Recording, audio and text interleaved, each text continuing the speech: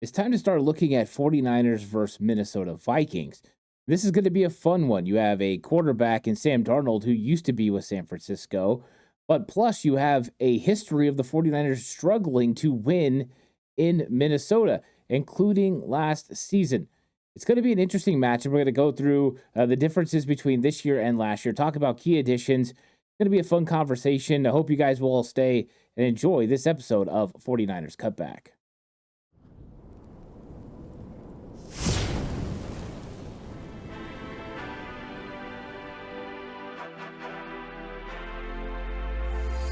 From the alley-oops at Kezar to the glory days at the stick. From who's got it better than us to brick by brick. It's always the 49ers way. From off-season to game day. Yeah, we talk back. It's the 49ers Cutback.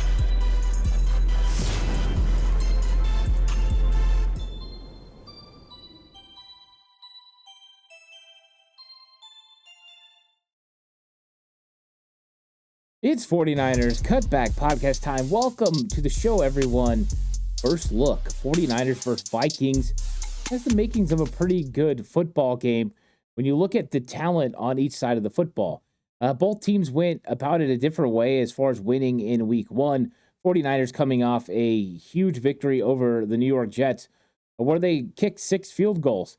You look at the Minnesota Vikings, and Sam Darnold came out on fire, completing 13 of 13 of his passes initially, and just getting used to having weapons like Justin Jefferson and Jordan Addison definitely suited him well.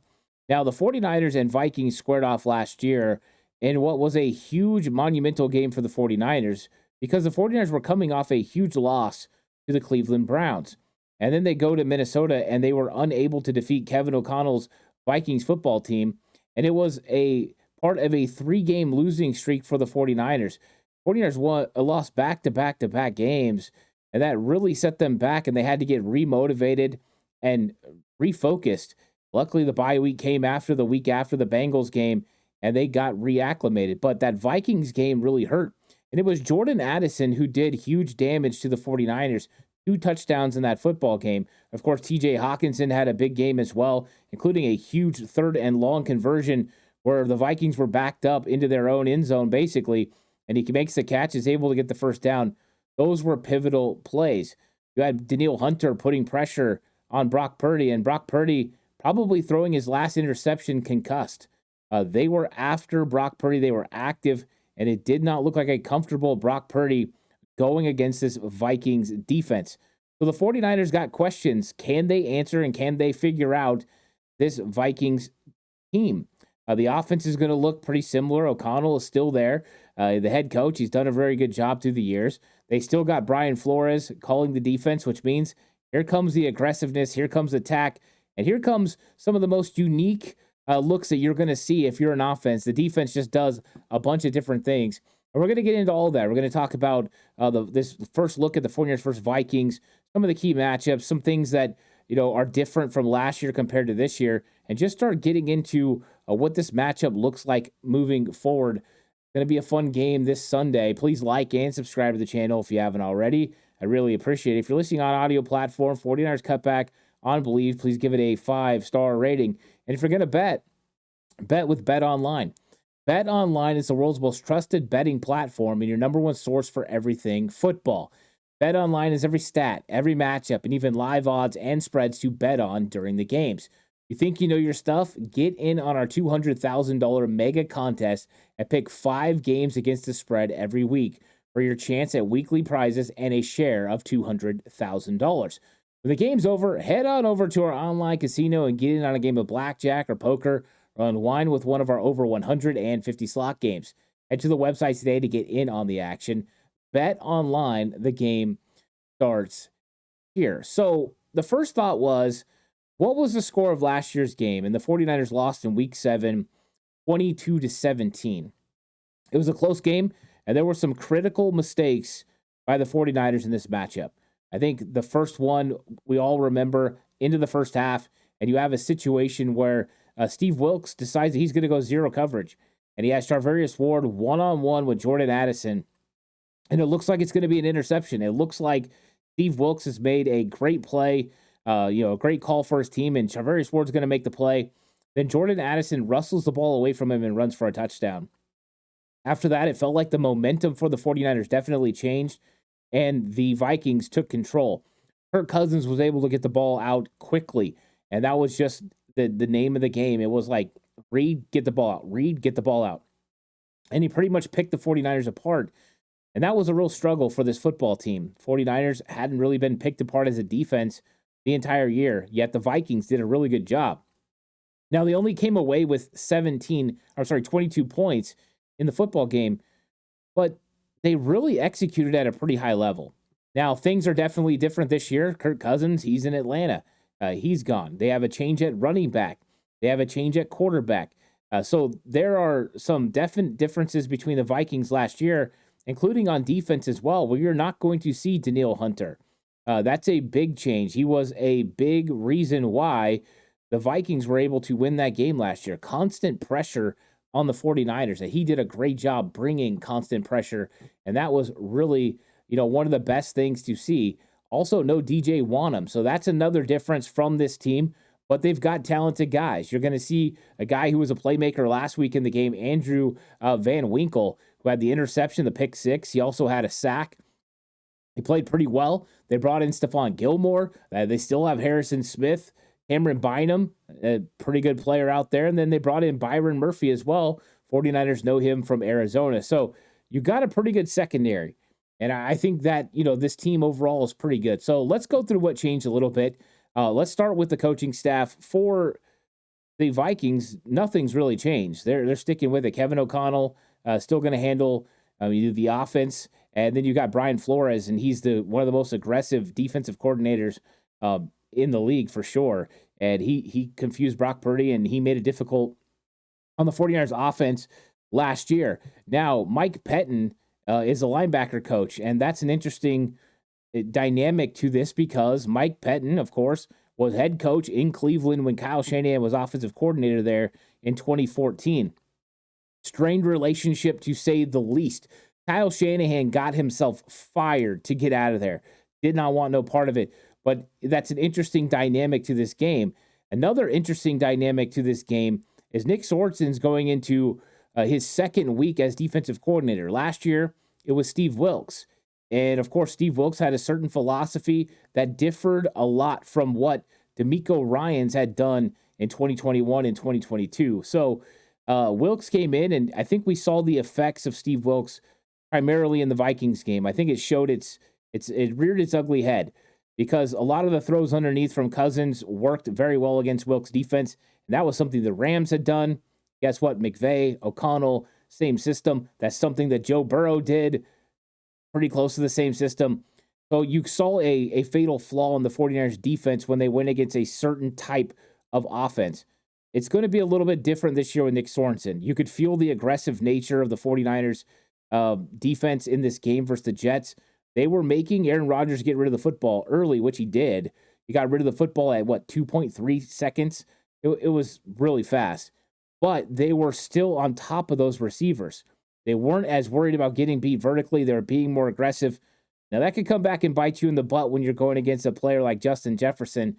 So maybe the 49ers are careful there.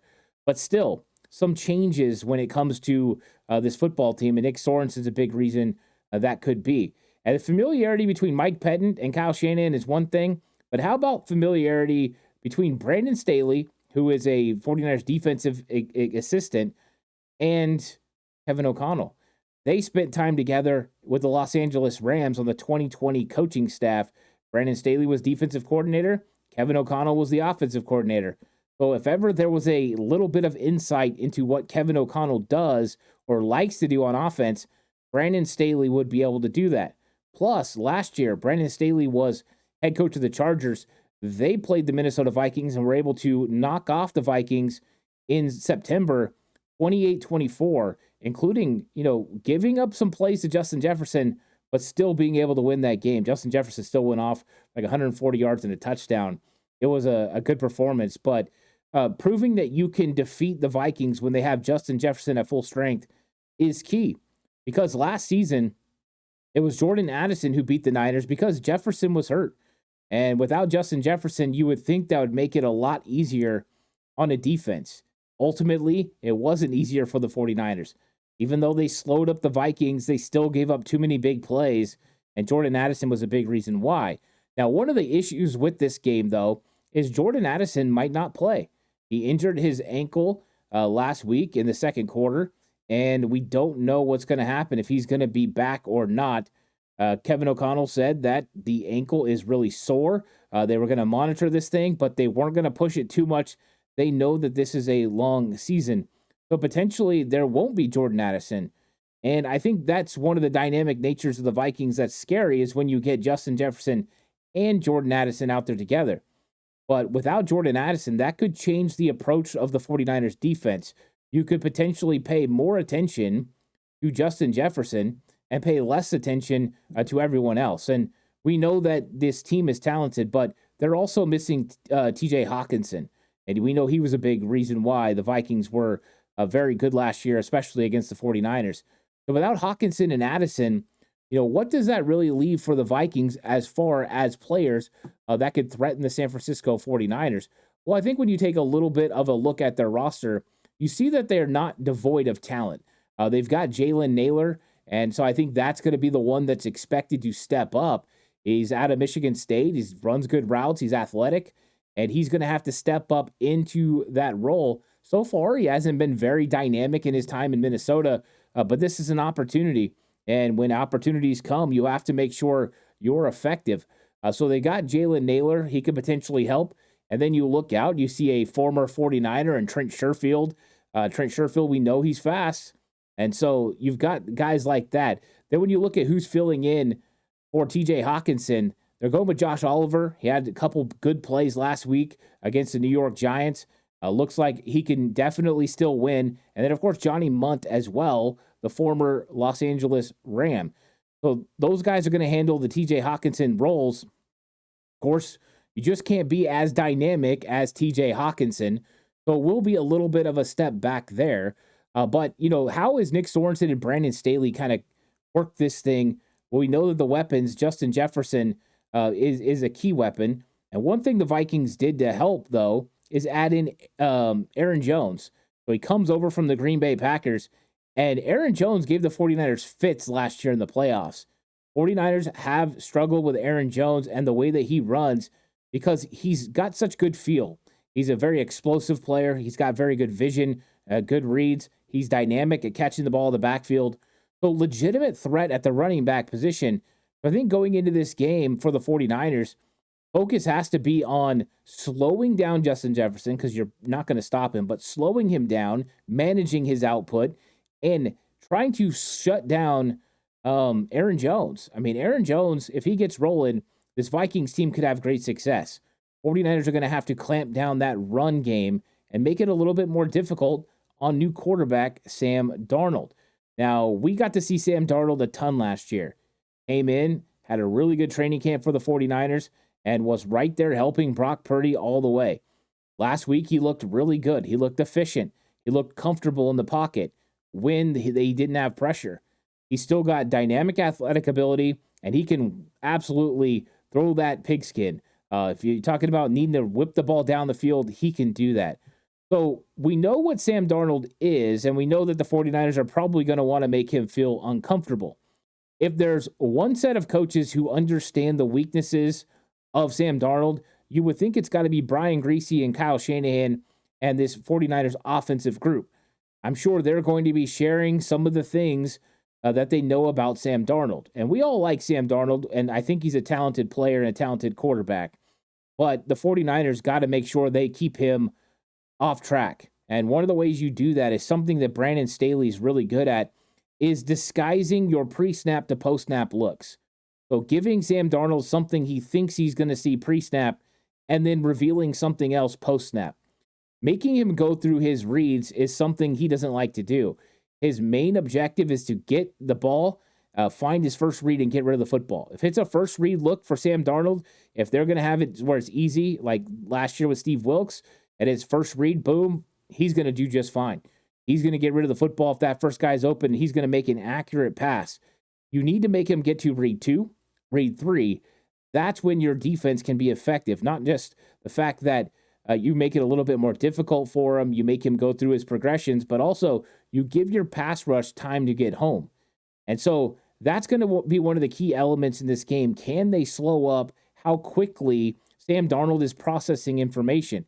How much did Sam Darnold learn from the 49ers last year? How much did he learn from Brock Purdy last year about deciphering the information from pre-snap to post-snap is going to be a key in this football game. But I'm excited to see what the 49ers try to do to Darnold. The New York Giants tried to get after him a little bit, but weren't that successful. He was able to move the pocket. He was able to get some yards and scrambling, get rid of the football. It wasn't a great performance by the Giants defense. And I don't know how good the Giants defense is. I just know that right now through week 1, the Vikings played better than the New York Giants, and that's for sure. And I know that the 49ers gotta play this thing like the Vikings are the best team in the league. And the Vikings got to play it like the 49ers are the best team in the league. And you got to show a lot of focus. So that is a big addition for the San Francisco 49ers. For the Minnesota Vikings offense is Sam Darnold. And I think that's going to be interesting to see how he plays within this offense. Now, last year, one thing that was different, I talked about Justin Jefferson being out. In the matchup versus the 49ers were without starting left tackle Trent Williams and without Deebo Samuel. So the Vikings didn't play against them, which is hugely significant because the offense a lot of times will run through Deebo Samuel. Monday night, Deebo very much involved in the game plan, and a lot of things ran through him. And the truth is, Christian McCaffrey might not play in this game. I would say it's probably less likely he plays than likely he plays.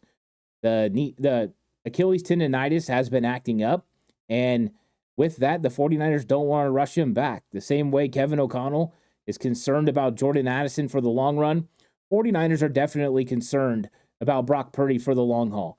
And you're going into Minnesota and you're playing on a short week and you're playing on turf. I think it's safe to say that there's a chance that Christian McCaffrey doesn't play in this game. Now, some guys that might play in this game, though, for the 49ers, depending on how the week goes. Now, number one, starting left guard, Aaron Banks, is dealing with a calf contusion. So we'll see how that goes and how much he practices this week. If it's not Aaron Banks, it will be a guy with a lot of starts in his first 2 years in the league, Spencer Burford. And Spencer Burford had a 100% pass grade. He played well in relief of Banks. Not a lot of reps, but he did well in that spot. And so I think the 49ers are confident if Banks isn't ready to go, that Burford can step in and do a pretty good job. But we'll monitor Banks. Jawan Jennings had the ankle injury.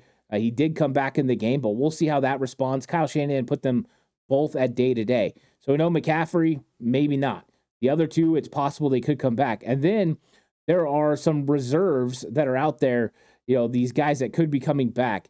So Yetur Gross-Matos has been day-to-day. He started working onto the practice field. If he practices this week, he might be in line to play.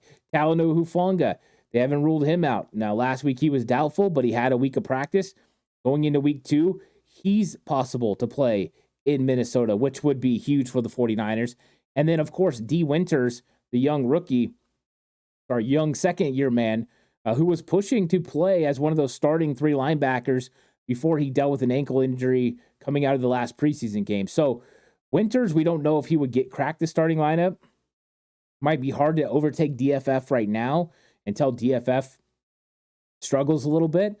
But D. Winters could definitely help the 49ers in depth and on special teams. The 49ers special teams was really good. Number 6 overall in DVOA for week 1. That's a far cry from what the 49ers have been doing. Special teams has been a real issue for the last several years, but Brian Snyder has his unit locked in and ready to go, and I thought they were very efficient with how they handled special teams. So those are some of the things right now that are up in the air for the 49ers when it comes to injuries. But when it comes to actually playing the Vikings offense, it's going to be a key for the 49ers to locate Justin Jefferson and try to limit him. Now, how do you do that, I think, is the bigger question. Number one, you're not going to man him up, right? We're not putting Charvarius Ward, Isaac Yedem, or Deommodore Lenoir one-on-one with Justin Jefferson very often. If you are, you're trying to disguise it and you're trying to keep him off balance and keep Sam Darnold off balance and not make the read. Because if he does, it's problems. Now, how much help can you give, I think, is the bigger question. Can you just put a safety over the top to give help? And will that affect you other places? Because when you start giving extra attention, it limits you somewhere else. It leaves another hole open. And so the 49ers got to know that Sam Darnold understands their scheme pretty well. And he's going to know where he's supposed to go with the football because he practiced against it all last season. So that's going to be one advantage for the Vikings, having Sam Darnold understand, the concepts the 49ers run. So how much help can they give on Justin Jefferson? Well, I think if TJ Hawkinson and Jordan Addison were playing, you would say not a lot. You would have to do it at times because he's the biggest threat.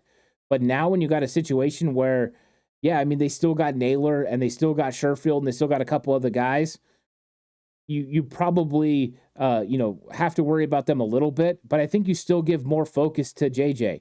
You go ahead and make sure you're taking away Justin Jefferson and you let those other guys beat you. Now, do I think they can stop Justin Jefferson from having catches and getting yards? No, but you limit his effectiveness, I think, is one of the keys. And so stopping that.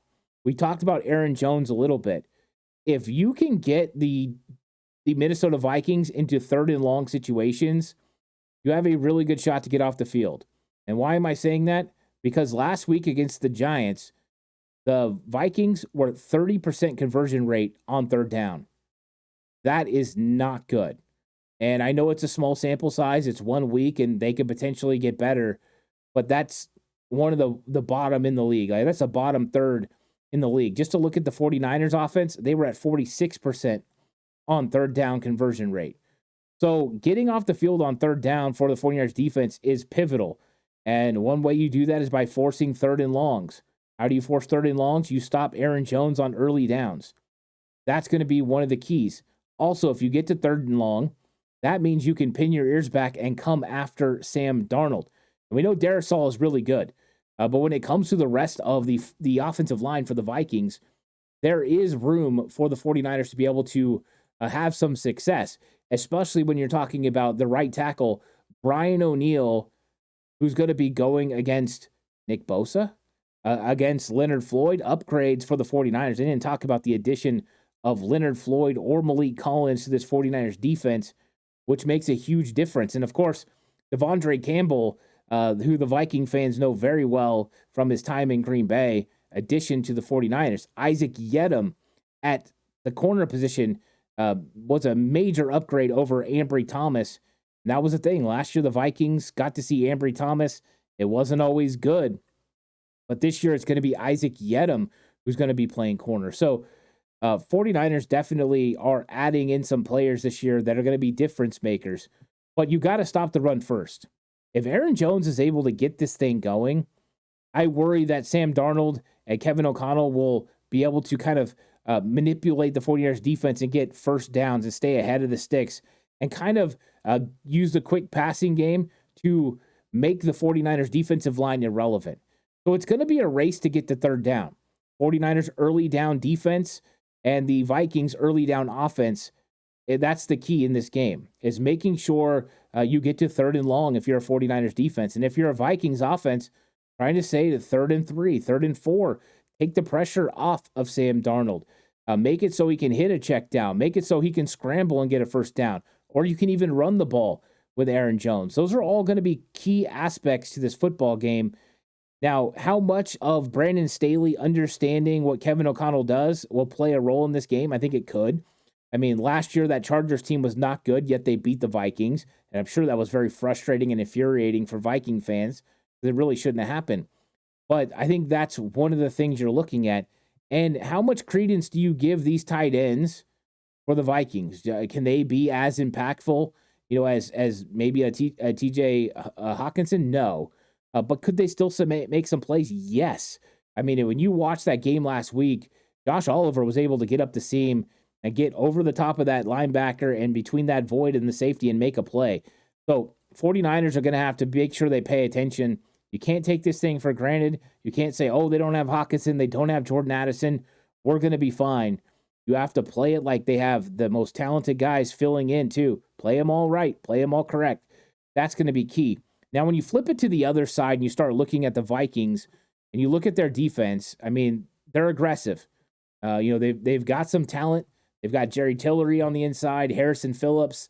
Those guys are going to handle some business. Jonathan Bullard, the former Atlanta Falcon, they got him. So they got guys there. Now, when it comes to depth along the defensive line, they don't have a whole lot of depth. So if you start wearing them down with Jordan Mason in that running game, a Jordan Mason that ran for 5.1 yards per carry, 147 yards on the ground, and it just took its toll. If that starts to rear its ugly head and the 49ers just get downhill running the ball, that's where the Vikings could run into some problems. But pretty good linebackers. I enjoyed watching their film and what they were doing last week against the Giants. I thought they played the run pretty well with Blake Cashman and Ivan Pace Jr. I thought they did a good job. Of course, also Jonathan Grenard, who was with Houston in the past. Then I talked about Andrew Van Ginkel earlier, and he comes from Miami. And you talk about a guy that plays full out aggressiveness and brings speed and pressure off the edge. And he was a little bit of a problem for the 49ers when they played Miami a couple years ago. He's all over the place, and he can make things happen. The 49ers are going to have to pay attention to him. And so I think it comes down to the 49ers establishing the run game. And this is probably going to be a consistent theme if you're checking out my videos all year about the running game, because the running game establishes everything for this 49ers offense. If you are successful on early downs running the football, then it opens the door for play action plays. It opens the door for linebackers to have to step up and creates those voids. And there are some plays that are 49er staples that take advantage of those linebackers coming forward. And we saw big, key, clutch catches because of that exact fact. 49ers established a run game. Now linebackers come up. All of a sudden, you got Jawan Jennings. It's 2nd and 19, and you got him for a gain of 21, on the dig route over the middle of the field. You all of a sudden catch the Jets in a cover 3, and you run your cover 3 beater. You hold that corner who's got flats. You hold him up, and you go ahead and you take advantage of that. I'm sorry, not the corner, the safety that had flats. You take advantage of that corner having to go deep, and now you have a void. And you hit George Kittle on a gain, over 20 yards. And those are the types of things that the 49ers can do well if they're just throwing. But when you start adding in the fact that they motion, they move, they make all your guys change locations, it reveals coverage, it's so hard to be able to pick up what the 49ers are putting down. So that's one of the keys to every single game the 49ers play is that running game. Now, is it going to be more difficult each week without Christian McCaffrey? Of course. Do I think Jordan Mason can have another good game running the football? Yeah, he's talented. The 49ers offensive line's pretty good. And so they can definitely create opportunities in the run game. And then the pass is kind of built off that. I can guarantee you right now, the 49ers are going to be hungry for redemption in this game. Brock Purdy did not play well in Minnesota last year, but now they're coming in with a healthy Debo. They're coming in with a healthy Trent Williams. And of course, Trent had to leave the game last week to get an IV, or not last week, yesterday, or 2 days ago. Wow, got my days all wrong, to get an IV. But he's still going to be comfortable and healthy and ready to go in this game. And they'll monitor him. If he needs to step out, he will. With Brandon Ayuk, it was rusty. And so he's going to have to get a little bit better. How does, the defense of the Vikings try to take away the 49ers offense? Well, I think the way that the 49ers are trying to take away Aaron Jones in the running game, that's exactly what the Vikings are going to have to try to do to the 49ers. Coach Brian Flores is going to try to give them unique looks, put guys all over the place, show and stimulate pressure, and then try to bail out at times. But they're just going to try to confuse the blocking scheme of the 49ers and try to keep them off balance so that way they can't get the run game going. If they get it going, that's when it's problems for the Vikings. So I think Flores is going to be hyper aggressive in trying to stop Jordan Mason. And one of the keys is going to be, because it was a huge factor last time against the Vikings, is negative plays. You go look at that game last year, the Vikings kept getting negative plays for the 49ers. It kept causing losses. Next thing you know, it's 2nd and 14. It's 3rd and 12 because they were making those key plays that they needed to make. And the 49ers got to stay ahead of the sticks. It's got to be, 2nd and 7, ends up being 3rd and 4, 3rd and 3. Those are manageables. And both these teams need manageable situations. That is for sure. So it's going to be a chess match. 49ers versus Vikings. You got familiar faces. Mike Pettin knows Kyle Shanahan. And then you got Brandon Staley knows Kevin O'Connell. The systems are not very much varied from what Sean McVay does. Kevin O'Connell to Sean McVay, they have an understanding there. Kyle Shanahan, from what he did under Mike Pettin. So there's familiarity with coaching staffs, familiarity with the quarterback in Sam Darnold, familiarity with Aaron Jones and what he does. And all the while, there's the big bad wolf that you got to worry about in Justin Jefferson, because at any moment, the dude could go off. Now, one big factor, will the 49ers travel and move Charvarius Ward, who wasn't really tested this week against the Jets, with Justin Jefferson? There is a chance they do that. We'll see. I think they're confident with Deommodore Lenoir, but I wonder what happens when it's 11 personnel, which always happens a lot, and Isaac Yedem's on the field. Do they feel confident enough with Yedem against Justin Jefferson? I don't know. You got to make sure Jefferson doesn't get whole shot plays. Make him earn it. He wants to catch the ball for 10 yards, and you tackle him right there. You live with it a little bit. But those big verticals you can't afford. So that's going to be an interesting factor. And all throughout the week, we're going to get more into this matchup, of course. We're going to talk about all the numbers, some of the key numbers for this matchup. We'll get into that. We'll also talk about key matchups. That'll be coming up. Offensive and defensive key matchups. 49ers must win, and that ones that the Vikings can't allow the 49ers to win. It's going to be fun there. They're all capping off with the game preview show later in the week. So hope you guys will come through for all of it. And, of course, later today, check out the Red and Bold Show with me and Mark Adams. That's coming on at 2 p.m. Pacific time. Come check it out. Come jump into chat and comment with us. We're going to talk about 49ers versus Jets, and then we're going to get into 49ers versus Vikings. So it's going to be a fun episode. And then, of course, on Thursday, come check out me and John Chapman. We're going to be talking about 49ers versus Vikings as well. So lots of content coming your way. I hope you guys will all check it out. Please like and subscribe to the channel if you haven't already. I really appreciate it. If you're listening on audio platform, 49ers Cutback on Believe, please give it a 5-star rating. This episode is brought to you by Bet Online. The game starts here. I'll catch you guys in the next one. Until then, stay safe. And remember, the right way is always the 49ers way.